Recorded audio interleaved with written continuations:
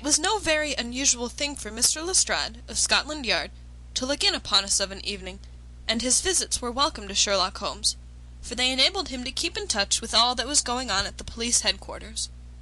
In return for the news which Lestrade would bring, Holmes was always ready to listen with attention to the details of any case upon which the detective was engaged, and was able occasionally, without any active interference, to give some hint or suggestion drawn from his own vast knowledge and experience. On this particular evening Lestrade had spoken of the weather and the newspapers.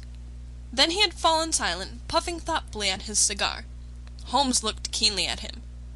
"Anything remarkable on hand?" he asked. "Oh no, Mr. Holmes, nothing very particular." "Then tell me about it." Lestrade laughed. "Well, Mr. Holmes, there is no use denying that there is something on my mind. And yet it is such an absurd business that I hesitated to bother you about it. On the other hand, although it is trivial, it is undoubtedly queer, and I know that you have a taste for all that is out of the common. But in my opinion it comes more in Dr. Watson's line than ours." "Disease?" said I. "Madness, anyhow. And a queer madness, too. You wouldn't think there was anyone living at this time of day who had such a hatred of Napoleon I that he would break any image of him that he could see." Holmes sank back in his chair. "That's no business of mine," said he. "Exactly. That's what I said. But then, when the man commits burglary in order to break images which are not his own, that brings it away from the doctor and on to the policeman." Holmes sat up again. "Burglary! This is more interesting. Let me hear the details." Lestrade took out his official notebook and refreshed his memory from its pages. "The first case was reported 4 days ago," said he. "It was at the shop of Morse Hudson, who has a place for the sale of pictures and statues in the Kennington Road. The assistant had left the front shop for an instant when he heard a crash, and hurrying in he found a plaster bust of Napoleon, which stood with several other works of art upon the counter, lying shivered into fragments. He rushed out into the road, but, although several passers-by declared that they had noticed a man run out of the shop, he could neither see anyone nor could he find any means of identifying the rascal. It seemed to be one of those senseless acts of hooliganism which occur from time to time, and it was reported to the constable on the beat as such. The plaster cast was not worth more than a few shillings, and the whole affair appeared to be too childish for any particular investigation. The second case, however, was more serious and also more singular. It occurred only last night. In Kennington Road, and within a few hundred yards of Morse Hudson's shop, there lives a well-known medical practitioner, named Dr. Barnicot, who has one of the largest practices upon the south side of the Thames. His residence and principal consulting room is at Kennington Road, but he has a branch surgery and dispensary at Lower Brixton Road, 2 miles away. This Dr. Barnicot is an enthusiastic admirer of Napoleon, and his house is full of books, pictures, and relics of the French Emperor. Some little time ago he purchased from Morse Hudson 2 duplicate plaster casts of the famous head of Napoleon by the French sculptor Devine. One of these he placed in his hall in the house at Kennington Road, and the other on the mantelpiece of the surgery at Lower Brixton. Well, when Dr. Barnicot came down this morning he was astonished to find that his house had been burgled during the night, but that nothing had been taken save the plaster head from the hall. It had been carried out and had been dashed savagely against the garden wall, under which its splintered fragments were discovered. Holmes rubbed his hands. "This is certainly very novel," said he. "I thought it would please you. But I have not got to the end yet.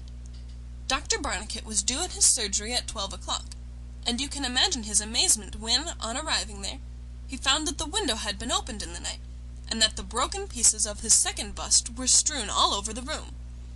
It had been smashed to atoms where it stood. In neither case were there any signs which could give us a clue as to the criminal or lunatic who had done the mischief. Now, Mr. Holmes, you have got the facts." "They are singular, not to say grotesque," said Holmes. "May I ask whether the 2 busts smashed in Dr. Barnicot's rooms were the exact duplicates of the one which was destroyed in Morse Hudson's shop?" "They were taken from the same mould." "Such a fact must tell against the theory that the man who breaks them is influenced by any general hatred of Napoleon. Considering how many hundreds of statues of the great emperor must exist in London, It is too much to suppose such a coincidence as that a promiscuous iconoclast should chance to begin upon 3 specimens of the same bust." "Well, I thought as you do," said Lestrade. "On the other hand, this Morse Hudson is the purveyor of busts in that part of London, and these 3 were the only ones which had been in his shop for years. So, although, as you say, there are many hundreds of statues in London, it is very probable that these 3 were the only ones in that district. Therefore, a local fanatic would begin with them. What do you think, Dr. Watson?" "There are no limits to the possibilities of monomania," I answered. "There is the condition which the modern French psychologists have called the idée fixe, which may be trifling in character, and accompanied by complete sanity in every other way. A man who had read deeply about Napoleon, or who had possibly received some hereditary family injury through the Great War, might conceivably form such an idée fixe, and under its influence be capable of any fantastic outrage." "That won't do, my dear Watson," said Holmes, shaking his head, "for no amount of idée fixe would enable your interesting monomaniac to find out where these busts were situated." "Well, how do you explain it?" "I don't attempt to do so. I would only observe that there is a certain method in the gentleman's eccentric proceedings. For example, in Dr. Barnicot's hall, where a sound might arouse the family, the bust was taken outside before being broken, whereas in the surgery, where there was less danger of an alarm, it was smashed where it stood. The affair seems absurdly trifling, and yet I dare call nothing trivial when I reflect that some of my most classic cases have had the least promising commencement. You will remember, Watson, how the dreadful business of the Abernethy family was first brought to my notice by the depth which the parsley had sunk into the butter upon a hot day. I can't afford, therefore, to smile at your 3 broken busts, Lestrade, and I shall be very much obliged to you if you will let me hear of any fresh developments of so singular a chain of events." The development for which my friend had asked came in a quicker and an infinitely more tragic form than he could have imagined. I was still dressing in my bedroom next morning when there was a tap at the door, and Holmes entered, a telegram in his hand. He read it aloud. "Come instantly, 131 Pitt Street, Kensington. Lestrade."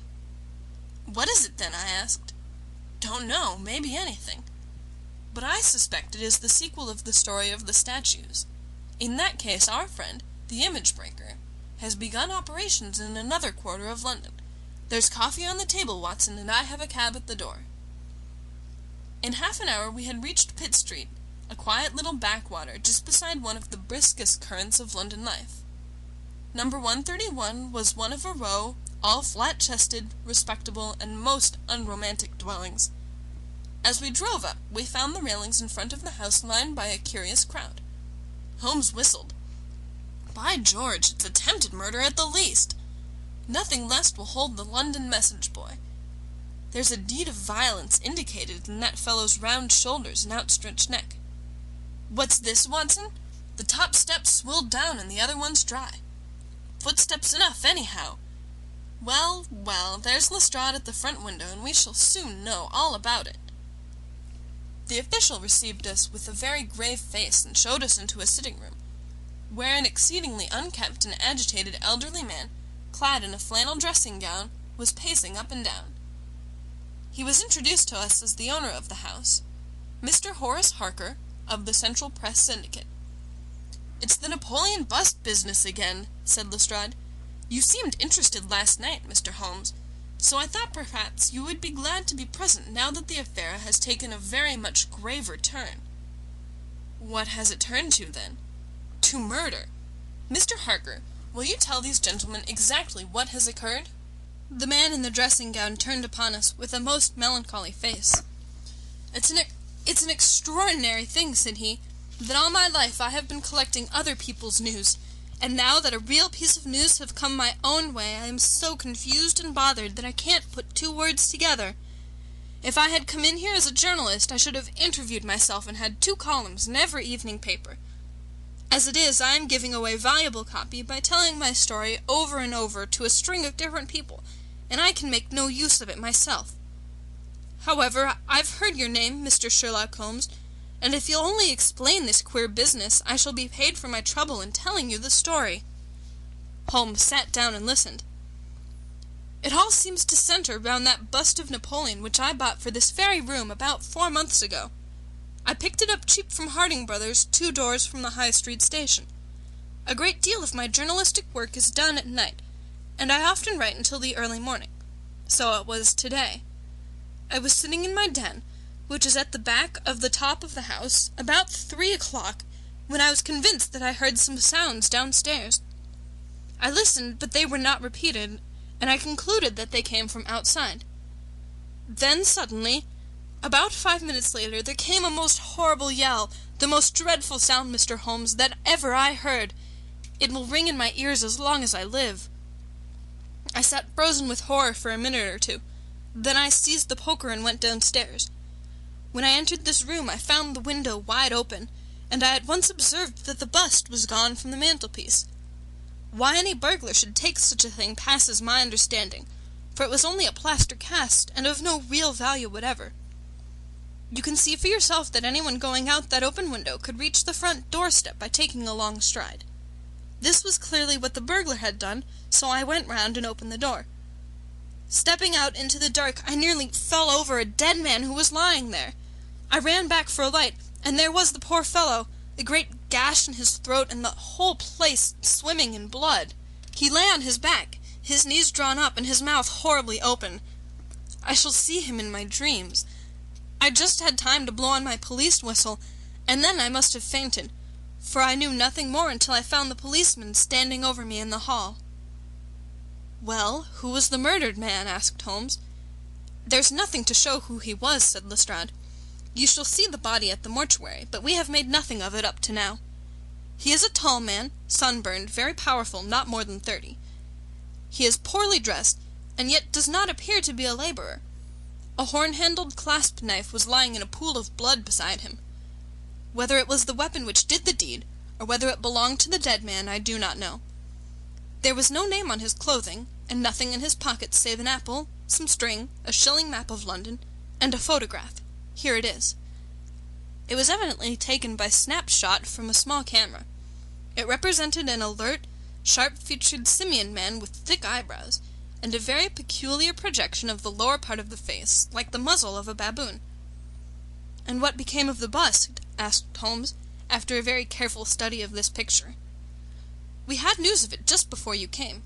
It has been found in the front garden of an empty house in Camden House Road. It was broken into fragments. I am going round now to see it. Will you come?" "Certainly. I must just take one look round." He examined the carpet and the window. "The fellow had either very long legs or was a most active man," said he. "With an area beneath, it was no mean feat to reach that window ledge and open that window. Getting back was comparatively simple. Are you coming with us to see the remains of your bust, Mr. Harker?" The disconsolate journalist had seated himself at a writing table. "I must try and make something of it," said he, "though I have no doubt that the first edition of the evening papers are out already with full details. It's like my luck. You remember when the Stand fell at Doncaster? Well, I was the only journalist in the Stand, and my journal the only one that had no account of it, for I was too shaken to write it. And now I'll be too late, with a murder done on my own doorstep." As we left the room, we heard his pen travelling shrilly over the fool's cap. The spot where the fragments of the bust had been found was only a few hundred yards away. For the first time our eyes rested upon the presentiment of the great emperor, which seemed to raise such frantic and destructive hatred in the mind of the unknown. It lay scattered in splintered shards upon the grass. Holmes picked up several of them and examined them carefully. I was convinced from his intent face and his purposeful manner that at last he was upon a clue. "Well?" asked Lestrade. Holmes shrugged his shoulders. "We have a long way to go yet," said he. And yet, well, we have some suggestive facts to act upon. The possession of this trifling bust was worth more in the eyes of this strange criminal than a human life. That is one point. Then there is the singular fact that he did not break it in the house, or immediately outside the house, if to break it was his sole object. He was rattled and bustled by meeting this other fellow. He hardly knew what he was doing. Well, that's likely enough, but I wish to call your attention very particularly to the position of this house in the garden of which the bust was destroyed. Lestrade looked about him. It was an empty house, and so he knew that he would not be disturbed in the garden. Yes, but there is another empty house farther up the street which he must have passed before he came to this one. Why did he not break it there, since it is evident that every yard that he carried it increased the risk of someone meeting him? "I give it up," said Lestrade. Holmes pointed to the street lamp above our heads. He could see what he was doing here, and he could not there. That was his reason. "By Jove, that's true," said the detective. "Now that I come to think of it, Dr. Barnicot's bust was broken not far from his red lamp. Well, Mr. Holmes, what are we to do with that fact?" "To remember it, to docket it. We may come upon something later which will bear upon it. What steps do you propose to take now, Lestrade?" "The most practical way of getting at it, in my opinion, is to identify the dead man. There should be no difficulty about that. When we have found who he is and who his associates are, we should have a good start in learning what he was doing in Pitt Street last night, and who it was who met him and killed him on the doorstep of Mr. Horace Harker. Don't you think so?" "No doubt, and yet it is not quite the way in which I should approach the case." "What would you do, then?" "Oh, you must not let me influence you in any way. I suggest that you go on your line and I on mine. We can compare notes afterwards, and each will supplement the other." "Very good," said Lestrade. "If you are going back to Pitt Street, you might see Mr. Horace Harker. Tell him from me that I have quite made up my mind, and that it is certain that a dangerous, homicidal lunatic with Napoleonic delusions was in his house last night. It will be useful for his article." Lestrade stared. "You don't seriously believe that?" Holmes smiled. "Don't I?" "Well, perhaps I don't. But I am sure that it will interest Mr. Horace Harker and the subscribers of the Central Press Syndicate. Now, Watson, I think that we shall find that we have a long and rather complex day's work before us. I should be glad, Lestrade, if you could make it convenient to meet us at Baker Street at 6 o'clock this evening. Until then, I should like to keep this photograph found in the dead man's pocket. It is possible that I may have to ask your company and assistance upon a small expedition which will have to be undertaken tonight, if my chain of reasoning should prove to be correct. Until then, good-bye and good luck." End of The Adventure of the Six Napoleons, Part A. Recorded by Christine Mackin, Carleton College, Northfield, Minnesota.